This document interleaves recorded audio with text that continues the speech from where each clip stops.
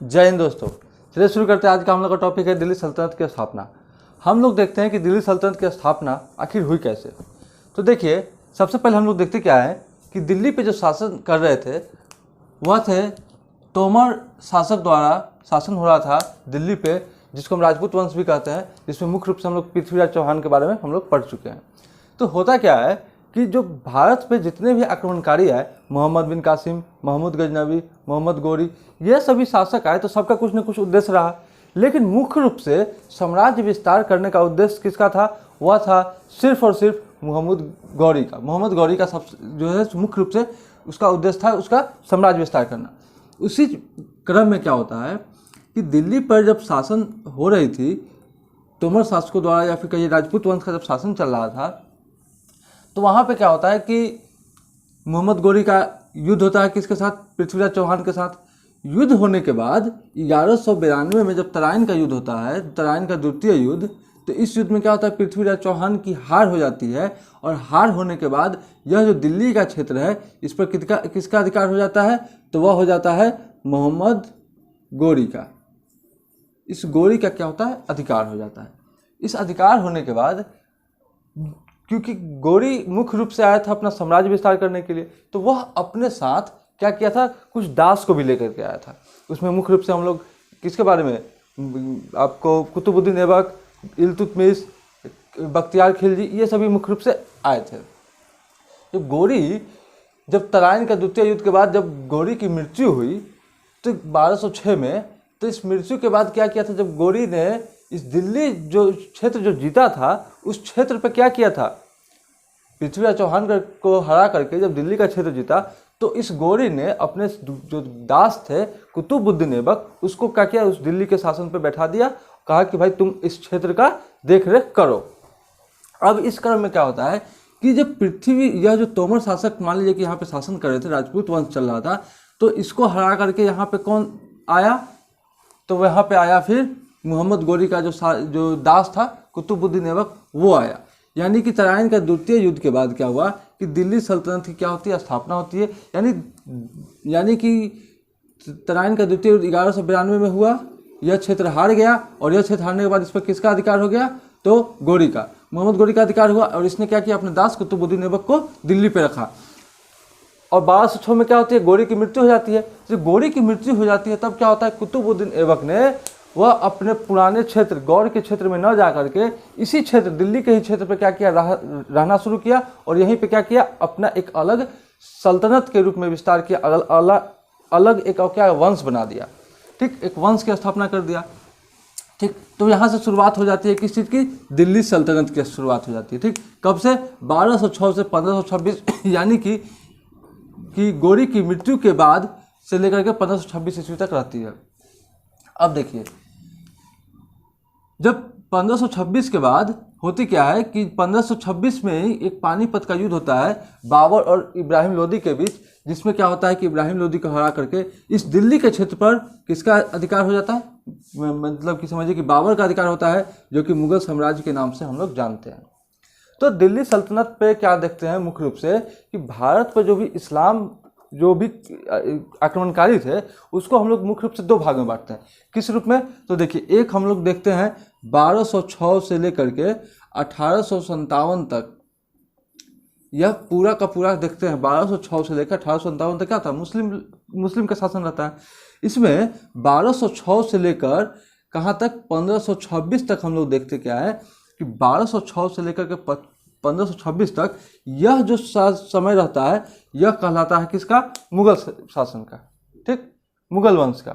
ठीक, और इसके 1206 से 1526 यह दिल्ली सल्तनत होता है, और 1526 से लेकर के 1857 यहाँ पे आ जाता है मुगल साम्राज्य।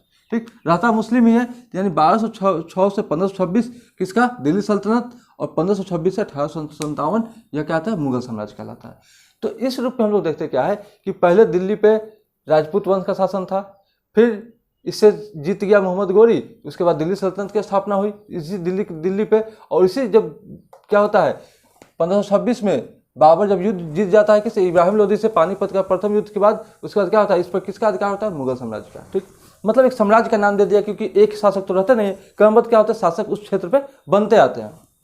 ठीक। तो इस तरह क्या हुआ कि दिल्ली प्रशासन हम लोग देख रहे हैं किसका किसका रहा, पहले राजपूत वंश का, फिर दिल्ली सल्तनत का हुआ, फिर मुगल साम्राज्य का। इसने क्या किया, शासन किया कहाँ पे, दिल्ली पे। अब देखिए दिल्ली सल्तनत के बारे में हम लोग कुछ बातें पढ़ते हैं कि दिल्ली सल्तनत कब से कब तक चला, 1206 से 1526 तक, यानी गौरी की मृत्यु के बाद से समझिए कि कब तक, पानीपत के प्रथम युद्ध तक चला, 1526 तक। अब देखिए दिल्ली सल्तनत में मुख्य रूप से जो भी वंश आए हैं उसके बारे में हम लोग देखते हैं कि मुख्य रूप से 5 वंश आए। कौन कौन सा, गुलाम वंश, खिलजी वंश, तुगलक वंश, सैयद वंश और लोदी वंश, इतने वंश आए हैं। इसमें देखते क्या है कि सबसे पहले जो गुलाम वंश आए हैं, ठीक ना, क्योंकि क्या हुआ था दिल्ली सल्तनत पे, क्या हुआ था, मोहम्मद गौरी की मृत्यु के बाद कुतुबुद्दीन ऐबक ने क्या किया था, कुतुबुद्दीन ऐबक ने गुलाम वंश की स्थापना की। और गुलाम वंश की स्थापना करने के बाद इसलिए इसको कहा जाता है, कुतुबुद्दीन ऐबक को क्या गुलाम वंश के संस्थापक कहा जाता है। और यह जो गुलाम वंश था कब से कब तक चला, 1206 से 1290 ईस्वी तक चला। और सबसे अधिक शासक जो बने वह बने इसी गुलाम वंश में, सबसे अधिक शासक। ठीक। दूसरा जो उसके बाद वंश आया खिलजी वंश, इसकी स्थापना किसने की थी, जलालुद्दीन खिलजी ने। और इस वंश में यह जो वंश है सबसे कम अवधि तक चला। यह जो वंश है ज़्यादा अवधि तक, यानी समझिए ना 90-10 यानी 30 वर्ष तक चला यह वंश। तो क्रमबद्ध रूप से क्या हुआ कि दिल्ली सल्तनत पे हम लोग जानते हैं कि कोई एक शासक तो हमेशा रहता नहीं है, मरना निश्चित है, लड़ाई युद्ध होना निश्चित है। तो होता क्या था कि पहले ये वंश चला गुलाम वंश, कुतुबुद्दीन ऐबक ने स्थापना कर दी, फिर उसकी मृत्यु के बाद उसका बेटा बना आराम शाह, फिर उसको हटा करके कौन बना, इल्तुतमिश बना। तो इस तरह से क्या हुआ, शासक बदलते गए और शासन व्यवस्था इसी तरह से चलती आ रही। इसी क्रम में देखते हैं खिलजी वंश जो है सबसे कम अवधि तक रहा। उसके बाद आया तुगलक वंश। तुगलक वंश की स्थापना की किसने, गियासुद्दीन तुगलक ने। गियासुद्दीन तुगलक ने इसकी स्थापना की और यह जो वंश रहा सबसे लंबी अवधि तक रहा, यानी यह वंश बहुत लंबा समय तक चला, सबसे ज़्यादा। अच्छा, उसके बाद देखते हैं सैयद वंश। सैयद वंश की स्थापना खिलजी खां द्वारा किया गया और यह सबसे कम महत्व का वंश रहा। इसमें कुछ भी विस्तार, कोई खास रूप से हम लोग जो पढ़े कि हाँ इसमें कुछ विशेष हुआ हो, ऐसा कुछ नहीं देखने को मिलता है। उसके बाद जो अंतिम वंश आया वह है लोदी वंश। और लोदी वंश इसमें इसके संस्थापक बोलिए बहलोल लोदी के द्वारा स्थापना की गई। इसमें सबसे कम शासक रहे, इसमें ज़्यादा शासक 3 से 4 शासक ही मुख्य रूप से इसमें शासक रहे लोदी वंश में। ठीक। तो हम लोग क्या देखते हैं कि दिल्ली सल्तनत 1206 से 1526 तक चली। तो 1206 से 90 तक गुलाम वंश का शासन रहा। 1290 से 1320 तक जो भी वंश आया, जैसे देखिए जलालुद्दीन खिलजी, क्या खिलजी इसका नाम है ना, इसने क्या किया, अपने नाम का क्या, इसके वंश का नाम क्या रख दिया, खिलजी वंश। ठीक ना। तुगलक वंश, गियासुद्दीन तुगलक, इसने क्या किया, तुगलक वंश नाम रख दिया। तो इस तरह से क्या हुआ कि शासन व्यवस्था चलता रहा, कब तक, 1526 तक। यानी कि हम लोग देखते हैं दिल्ली सल्तनत कब से कब तक है, 1206 से 1526 तक क्या होती है, दिल्ली सल्तनत चलती है। और इसी 1526 के बाद 1857 तक हम लोग देखते हैं मुगल साम्राज्य, क्योंकि वहाँ उसके बाद क्या आता है, बाबर आता है और फिर क्या होता है, वहाँ से मुगल साम्राज्य की स्थापना शुरू हो जाती है। अब देखिए इस 5 राजवंश जो हम लोग देखते हैं, गुलाम वंश, खिलजी वंश, तुगलक, सैयद और लोदी वंश, इस राजवंश में हम लोग क्या देखते हैं, इस गुलाम वंश में हम लोग क्या देखते हैं, सबसे अधिक शासक बने। हमने यहाँ लिखा है ना पॉइंट, सबसे अधिक शासक बने। देखिए यहाँ पे कितना शासक बना, 11 शासक बना। खिलजी वंश में 5 शासक बना, तुगलक वंश में 9 शासक बना, सैयद वंश में 4 शासक बना और लोदी वंश में मात्र 3 ही शासक बना। जो हम लोग देखते हैं कि सबसे कम शासक किस में रहे, लोदी वंश में। ठीक। तो यह जो ऊपर का 4 हम लोग देख रहे हैं, गुलाम, खिलजी, तुगलक, सैयद वंश, इन सभी जो शासक आए हैं वह सभी तुर्क थे। ठीक ना। और यह जो लोदी वंश में आए, ठीक ना, जो बहलोल लोदी हम कह सकते हैं, वह क्या थे, अफगानी थे। ठीक। तो मतलब यह जो 5 राजवंश है, इसमें मुख्य रूप से हम लोग शासक देख लिए कि कौन किस में कितने शासक रहे। तो सबसे ज़्यादा किस में रहे, गुलाम वंश में, और सबसे कम किस में रहे, लोदी वंश में। यह एग्जाम में प्रश्न पूछे जाते हैं। अब देखिए, अब एक चीज़ देखते हैं हम लोग गुलाम वंश के बारे में। गुलाम वंश के बारे में देखते हैं, गुलाम वंश कब से कब तक चलता है, तो 1206 से 1290 ईस्वी तक चलती है गुलाम वंश।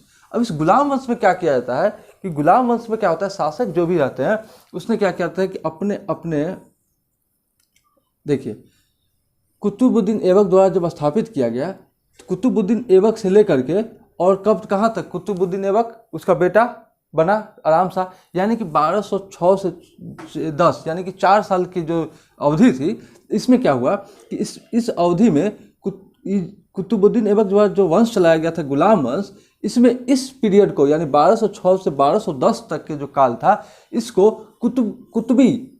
कुतुबी वंश के नाम से जानते थे। इसमें मुख्य रूप से कितने शासक बने? 2। एक तो कुतुबुद्दीन ऐबक और दूसरा कौन सा बना? वह आराम सा, इसका बेटा। जब इस वंश में जब आया कौन? इल्तुतमिश। जब आराम शाह के बाद जब इल्तुतमिश आया तो इसने क्या किया? इसने एक वंश अपना नाम दे दिया। वंश इसलिए दिया क्योंकि यह जो था, इसका कहने का मतलब था कि गुलाम तो हम थे, इल्तुतमिश भी क्या था? गुलाम था, लेकिन यह कहना चाहता था कि जब शासक मर गया, जब शासक है ही नहीं, तो हम गुलाम किसके होंगे? गुलाम तो हम होंगे नहीं। तो इसलिए क्या किया? इसने अपना एक वंश का नाम रख दिया, कौन? शमसी वंश। ठीक। और यह कब से कब तक? 1210 से 1266 ईस्वी तक इसमें मुख्य रूप से 6 शासक बने। ठीक। और इसी के बाद जब बलवन जब आया अपने शासन में, जब बलवन आया तो बलवन ने क्या किया कि बलवन ने इस अपने वंश का नाम रख दिया बलवनी। यह भी एक गुलाम ही था, तो इसने क्या किया? एक वंश का नाम रख दिया बलवनी वंश। ठीक ना। और इसमें मुख्य रूप से कितने शासक देखे? 3 शासक। तो इसलिए एग्जाम में यह भी पूछा जाता है कि, और देखिए यानी 1206 से लेकर के, जैसे हम लोग देखते हैं ना, दिल्ली सल्तनत 1206 से 1526 तक चला। ठीक। और इस 1206 से 1526 तक दिल्ली सल्तनत पर कितने वंश ने शासन किया? 5 वंश ने। ठीक उसी तरह क्या हुआ? गुलाम वंश जो था 1206 से 1290, यह भी 3 भाग में बट गया। ठीक। एक कुतुबी वंश, शमसी वंश और बलवनी वंश। कुतुबी वंश कुतुबुद्दीन ऐबक द्वारा स्थापित किया गया था, इसी कुतुबुद्दीन के नाम से ही इसका नाम रख दिया गया कुतुबी वंश। ठीक। इल्तुतमिश द्वारा शमसी वंश और बलवन द्वारा क्या? बलवनी वंश। ठीक ना। तो इसमें देखते हैं 3 शासक, 6 3 9 और 2 11 शासक है। ठीक। तो इसलिए गुलाम वंश को इस रूप में बांट दिया शासकों द्वारा ही। ठीक ना। अब देखिए, अब हम लोग क्या देखते हैं कि एक चीज देखते हैं दिल्ली के बारे में। ठीक ना। दिल्ली के बारे में क्या देखना है कि दिल्ली का जो पूर्व नाम था वह था इंद्रप्रस्थ नगर। दिल्ली का पूर्व नाम था इंद्रप्रस्थ नगर, और इसका सर्वप्रथम उल्लेख हमें महाभारत में मिलती है इस इंद्रप्रस्थ के नाम से। ठीक। सबसे पहले उल्लेख कहाँ मिलती है? महाभारत में। और इसकी स्थापना 11वीं सदी में तोमरों द्वारा, यानी कि समझिए ना कि पृथ्वीराज चौहान के जो नाना जी थे, ठीक ना, उन्हीं के द्वारा क्या किया था? उन्हीं के समय इसकी क्या की गई थी? स्थापना की गई थी। ठीक।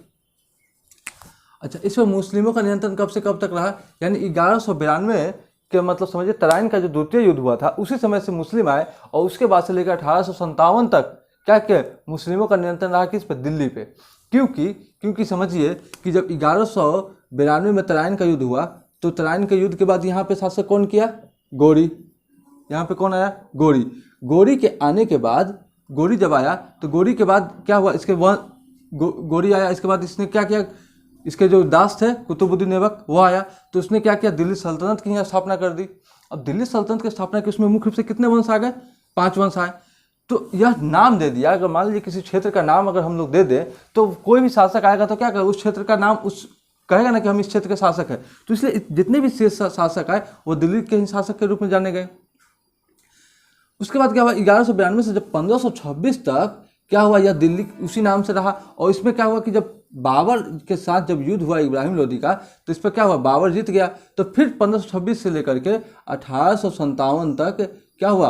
मुगल साम्राज्य के नाम से जानने लगे। तो यह जो दिल्ली का जो शासन व्यवस्था रहा, यह इसी रूप में क्या हुआ? चलता रहा। ठीक। अब देखिए 1192 से 1857 तक क्या हुआ? मुस्लिमों का नियंत्रण रहा। इसका वर्तमान नाम तो हम जानते हैं, नई दिल्ली के नाम से हम लोग जानते हैं। अब इसमें एक बात समझने वाली बात क्या है कि, अच्छा देखिए यहाँ पे एक पॉइंट हमने लिखा है, क्या है? दिल्ली सल्तनत के बारे में, कि दिल्ली सल्तनत के संस्थापक कौन थे? कुतुबुद्दीन ऐबक दिल्ली सल्तनत के। और वास्तविक संस्थापक कौन थे? वह थे इल्तुतमिश। अब देखिए दिल्ली सल्तनत के जो दिल्ली क्या हुआ था कि मोहम्मद गौरी जो था, इसने गुलाम वंश की स्थापना की। और एक जो सल्तनत के रूप में हम लोग जानते हैं, सल्तनत मतलब वह एक विस्तार क्षेत्र। ठीक ना। इस क्षेत्र को दिल्ली सल्तनत के नाम से तो दे दिया, लेकिन इसका मतलब स्थापना तो कर दिया कि हाँ भाई दिल्ली सल्तनत नाम का एक अपना सल्तनत बना दिया, वहाँ पे शासन करने लगा ऐबक ने। कुतुबुद्दीन ऐबक, उसके बाद कुतुबुद्दीन ऐबक ज़्यादा समय तक तो रहा नहीं। उसकी 3-4 साल के बाद क्या हुई? उसकी मृत्यु हो गई। जब उसकी मृत्यु हो गई, 4 साल भी नहीं, मुश्किल से 1.5 से 2 साल के बाद उसकी क्या हुई? मृत्यु हो गई, या 3 साल के बाद। जब कुतुबुद्दीन ऐबक की जब मृत्यु हो गई, तो मृत्यु के बाद इसने क्या किया कि दिल्ली के जो क्षेत्र पे जो शासन करता था, तो उसने कुछ खास विस्तार नहीं किया। ठीक ना। लेकिन उसके बाद जब इल्तुतमिश शासन व्यवस्था में आया तो उसने अपने उस शासन व्यवस्था में को काफ़ी सुदृढ़ कर दिया, काफ़ी उसका विस्तार किया, उसके मतलब बहुत सारे चीज़ों पर उसने ध्यान देना शुरू किया। और इसलिए क्या कहता है कि इल्तुतमिश को क्या कहता है, वास्तविक संस्थापक कहता है दिल्ली सल्तनत का, ठीक ना। संस्थापक तो कुतुबुद्दीन ऐबक था, क्योंकि वो ज़्यादा समय तक रहा नहीं, वो तो मर गया। तो जब शासक बना आराम सा, उसका पुत्र कुतुबुद्दीन ऐबक का पुत्र आराम सा, उसने कुछ खास काम किया नहीं। लेकिन जब इल्तुतमिश आया तो उसने दिल्ली सल्तनत पे अपने क्षेत्र में काफ़ी कुछ सुदृढ़ काम किया, जिससे विकास हो सके, ठीक ना। विकास का बहुत सारा कार्य किया। उसके बाद हम लोग क्या देखते हैं, एक चीज़ समझने वाली बात यहाँ पे क्या आती है, वह आती है कि राजधानी जो स्थापित की गई थी वह किस रूप में किया गया था, ठीक ना। लाहौर ऐबक ने क्या किया था कि जब मोहम्मद गोरी, जब पता चला कि मोहम्मद गोरी मर गया और उसके बाद कुतुबुद्दीन ऐबक जब भारत पे ही शासन करने लगा, यानी दिल्ली के क्षेत्र पे, तो इसने क्या किया, अपनी राजधानी कहाँ पर रखा, लाहौर में। या कहाँ, लाहौर में अपनी राजधानी रखा और लाहौर से ही क्या करता था, अपनी शासन व्यवस्था को चलाता था। अब क्या हुआ कि कुतुबुद्दीन ऐबक के मृत्यु के बाद, यानी 1206 से 10 तक समझिए कि, यानी कि कुतुबुद्दीन ऐबक यानी कि 2010 में इल्तुतमिश क्या हुआ, शासन पर बैठा। तो यानी कि दिल्ली इल्तुतमिश ने क्या किया, जब इल्तुतमिश अपने शासन पर बैठा तब इसने क्या किया, अपनी राजधानी कहाँ रख दिया, दिल्ली। यानी कि ऐबक जब बैठा, जब शासन कर रहा था तो उस समय उसने अपनी राजधानी कहाँ रखी थी, लाहौर में। लेकिन जब इल्तुतमिश आया तो इल्तुतमिश क्या था, कुतुबुद्दीन ऐबक का दामाद भी था। जब इल्तुतमिश आया तो इल्तुतमिश ने अपनी राजधानी कहाँ रख दी, दिल्ली में ले गई, ठीक ना। और दिल्ली में ले जाने के बाद जब तुगलक वंश आया, तुगलक वंश में मोहम्मद बिन तुगलक वंश में जब मोहम्मद बिन तुगलक आया तो इसने अपनी राजधानी दिल्ली से दौलताबाद ले गई।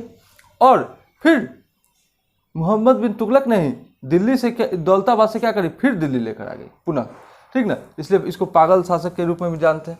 देखिए अभी हम लोग क्या करते हैं, इस मैप के माध्यम से एक चीज़ को हम लोग समझ लेते हैं कि आखिर इसने राजधानी किस रूप में चेंज की, ठीक ना, ताकि हम लोग को समझने में आसान हो जाएगा। देखिए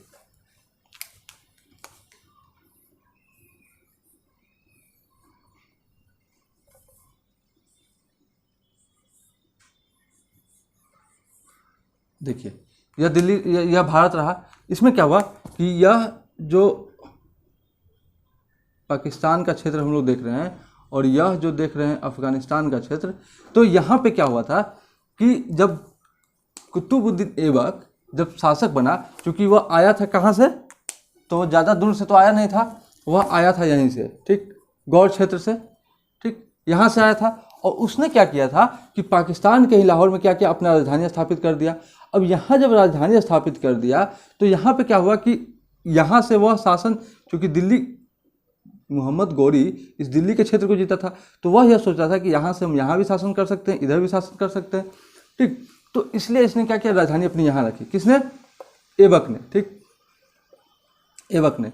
अब क्या हुआ कि यहाँ से राजधानी लेकर के आ गया यहाँ दिल्ली में, कौन,